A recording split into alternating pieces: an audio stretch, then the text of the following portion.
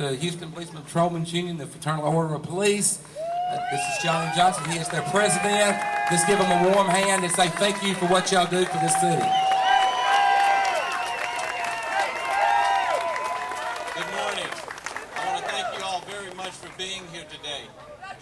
I'd like to tell you why we had this rally. I want to tell you what prompted us to do this.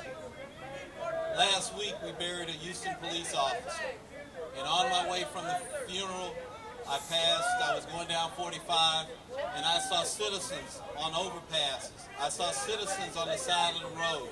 I saw fellow first responders, firefighters, on the side of the road with signs and flags and banners supporting this brave officer that died in the line of duty, supporting the Houston Police Department,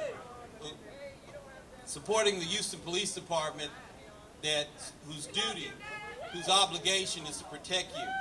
And I said to myself, what can I do to prevent this from happening again?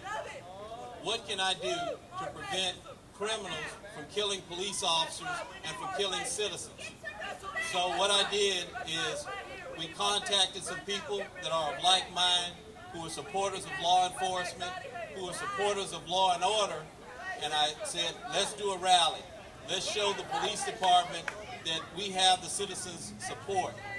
I'd like to tell you this, that it's time for a change.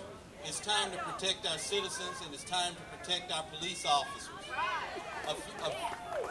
I want to commend Councilmember Shelley Sekula Gibbs for recognizing that there's an 800-pound gorilla in the room. After a police officer dies in the line of duty, you can't wait not a second to do something to prevent that from happening again. You don't wait a week, you don't wait a month, you don't wait a year. You take action immediately. And so I commend her for stepping up and standing up for the Houston Police Department.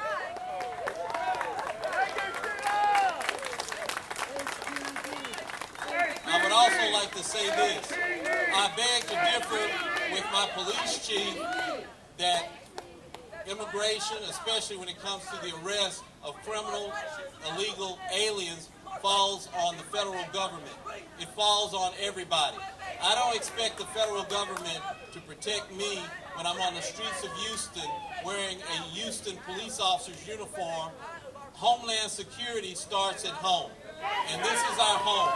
A police officer's home is on the street in his patrol car, and I want to make sure that we do everything possible to protect our officers who protect the citizens. We're all in this together.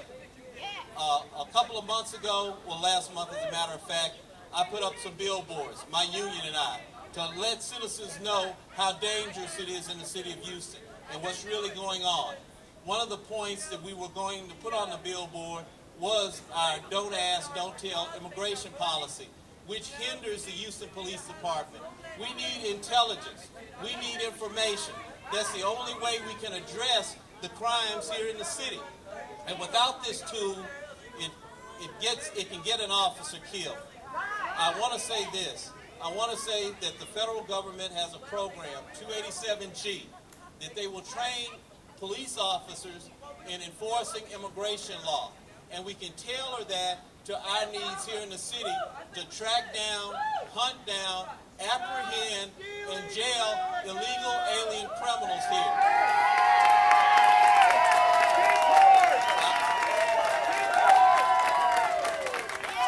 I want to ask you a question.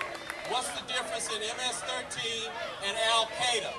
The only difference is we know MS-13 is here, and we need to deal with that problem right now, today, not tomorrow, not next year, today. Let me tell you all something. We are 5 years behind the curve.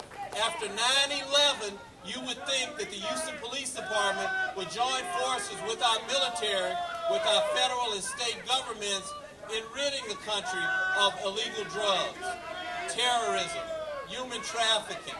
It all has the same line, and that's illegal immigration. So we want to assist our federal brethren, our state, and other localities in preventing crime. That's our utmost concern. The chief and the mayor will tell you we don't have the resources to deal with this. that there's too much on our plate. Well, we don't know what's on our plate because we do not keep statistics about illegal alien crime.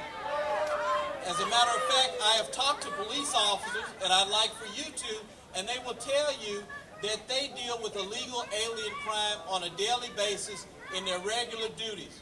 So these officers need the tools, they need the information, they need the intelligence to deal with this on a daily basis every day.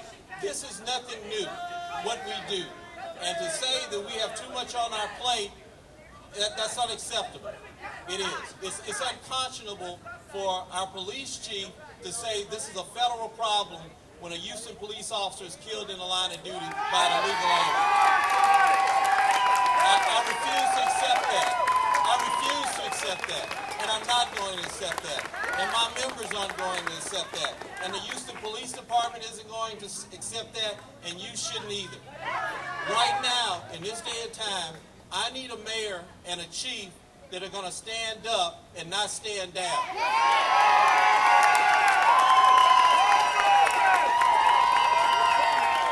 I want to support our men and women that are over in Iraq and Afghanistan fighting a war on terror. I want to support our Border Patrol officers and our federal agents that are fighting a war against bringing illegal drugs into the country and human trafficking. And I want to support my local officers here to keep them from being killed in patrol cars on the street of Houston. If we don't have a problem, then tell me why the feds uprooted a nest of MS-13 members that had killed people in double digits here in the city of Houston. It's ridiculous. So I'm asking you right now, let's take a stand. Let's stand up. Do not let this city tell you to stand down. We're in a war, and we're in this war together. I want to thank you all for being here. I want to thank you for showing support for Officer Johnson last week. I want to thank you for showing support for law enforcement. May God bless you, may God bless Texas, and God bless Houston. Thank you very much.